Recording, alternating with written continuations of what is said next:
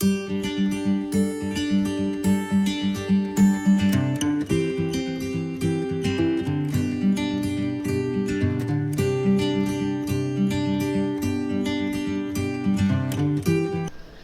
dans ce nouvel épisode d'AEM. Aujourd'hui, je vous invite à échanger vos idées sur le thème de l'éducation en Afrique. Le débat s'intitule « Fuite des cerveaux et entrepreneuriat en Afrique ». Si la fuite des cerveaux n'épargne aucun continent, son poids en Afrique est inquiétant. Selon le FMI, environ 20 000 Africains titulaires d'un diplôme supérieur fuient le continent chaque année. Ce chiffre risque d'augmenter en passant de 7 millions de personnes au total en 2013 à 34 millions de personnes en 2050. Les destinations privilégiées sont la France, la Grande-Bretagne, le Canada et les États-Unis. Cependant, des disparités sont notables au sein des pays africains. Selon l'OCDE, la Mauritanie est le pays africain le moins capable de conserver ses meilleurs professionnels, suivi de l'Angola, de l'Éthiopie et du Gabon. La fuite des cerveaux remonte au lendemain de la décolonisation. En fait, les politiques d'enseignement supérieur africaines répondaient aux besoins des États en pleine construction. Une partie de l'élite devait être formée dans les pays des anciens colonisateurs et de l'ancien bloc soviétique. Elle devrait donc retourner au pays pour participer à son développement.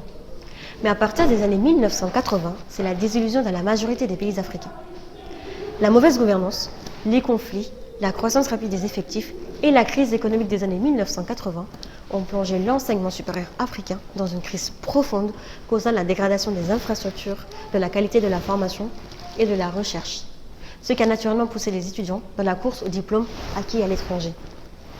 Malheureusement, le système éducatif africain d'aujourd'hui continue encore de former les étudiants à l'économie d'hier. Les formations ne collent pas avec les besoins des pays. Les conditions d'apprentissage dans les universités sont mauvaises, avec des auditoires surpeuplés, des enseignants peu encouragés par de faibles salaires, ce qui contraint certains à faire d'autres activités en plus de l'enseignement au détriment de la recherche. Par conséquent, seules 5 universités africaines représentées par l'Égypte et par l'Afrique du Sud figuraient parmi les 500 meilleures universités au monde dans le classement Shanghai de 2018, contre 6 brésiliennes et 51 chinoises. Il est important de rappeler que lorsqu'un individu s'en va, ses aptitudes et ses connaissances l'accompagnent. L'investissement que son pays d'origine aura donc dépensé pour sa santé et son éducation ne sera plus bénéfique pour le pays, puisque le cerveau en question deviendra productif sur un autre territoire.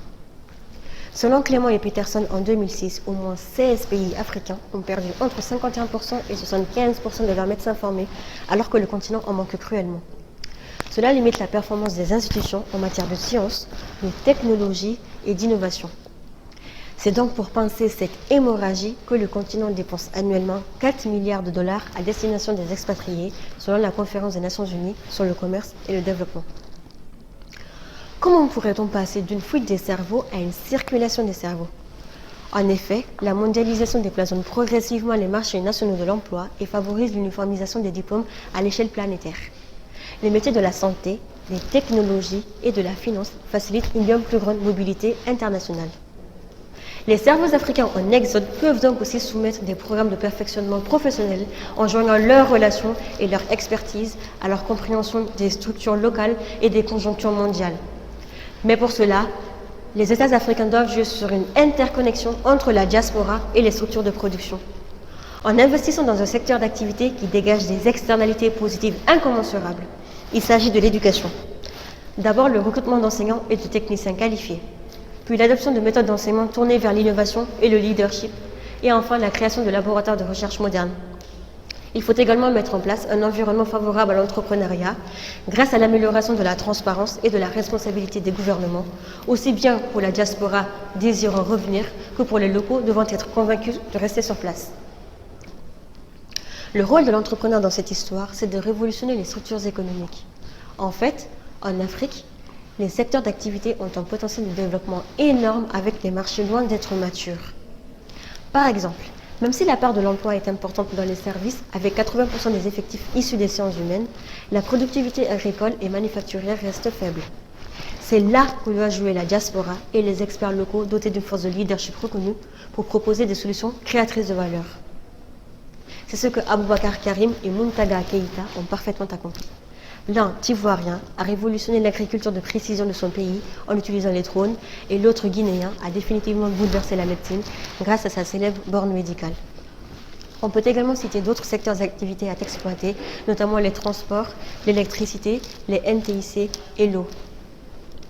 Aujourd'hui, les pays africains font des campagnes pour attirer la diaspora, à l'instar du président Akufo-Addo avec son slogan Ghana 2019, l'année du retour, et le leadership est au cœur du programme de développement durable du continent. À ce titre, le Rwanda a vu naître en 2018 l'Innovation City, un maxi-pôle technologique qui abrite le premier centre de recherche africain en informatique quantique, un incubateur de start-up ainsi que des entreprises technologiques.